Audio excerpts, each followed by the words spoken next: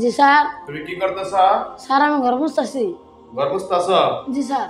আমার কথাটা হলো শুনো, না এই ঘরটা ভালোভাবে সাফা করবা। জি। সুন্দরভাবে সাফা করে থইবে, তাহলে বাড়িওয়ালা হ্যাঁ জি। মেহমান আসবো জি। ইফতার করার জন্য। জি। আমাদের সাথে বসে একসাথে বসে ইফতার করব। সেই জন্য ঘরটা ভালো করে সাফা টাফা করে রাখবা ইনশাআল্লাহ। ইনশাআল্লাহ। ঠিক আছে ইনশাআল্লাহ, তাহলে সাফা জি। করো। জি। ঠিক আছে।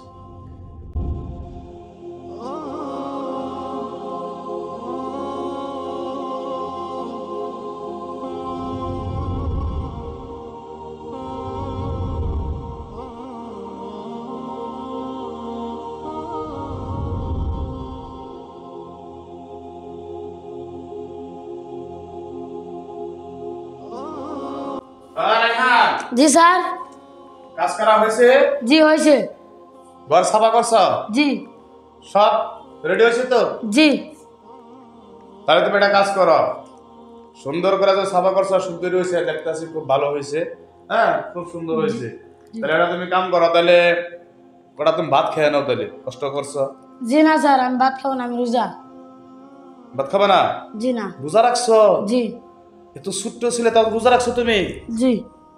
ঠিক আছে, তাহলে বাড়িওয়ালা মেহমান আসবো, তুমি তাড়াতাড়ি করে তাহলে আর অল্প কষ্ট করো, ইফতার বস্তুগুলো সব রেডি করো। ঠিক আছে? জি স্যার। হ্যাঁ ঠিক আছে।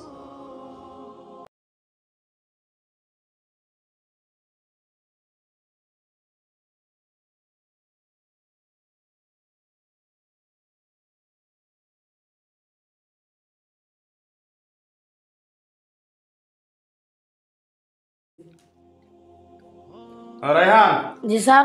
ইফতার বস্তু সব তৈরি করছো? জি স্যার। ঠিক আছে, সুন্দর সুন্দর ভালো বস্তু তৈরি করছো তো, দেখি ইনশাআল্লাহ। স্যার মেহমান বলে আসবে, মেহমান তো এলো না। তুমি তো আমাদের মেহমান। জি না স্যার, আমি আপনাদের মেহমান হতে যাবো কেন? না না না, তুমি আমাদের মেহমান।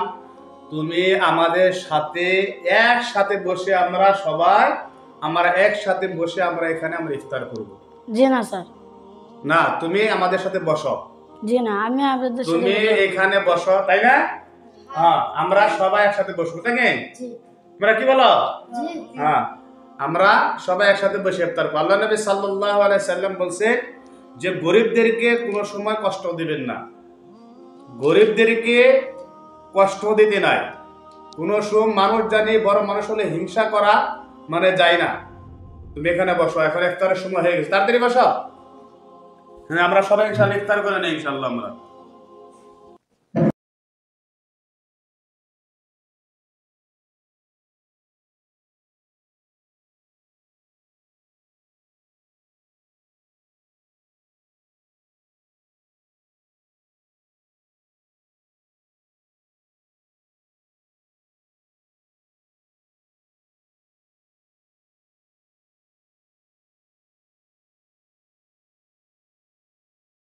রায়হান, জি স্যার। তুমি যে সারাদিন আমাদের বাড়িতে কাজ করছো, সেজন্য তুমি ধরো এই 500 টাকা নাও তুমি। হ্যাঁ, জি।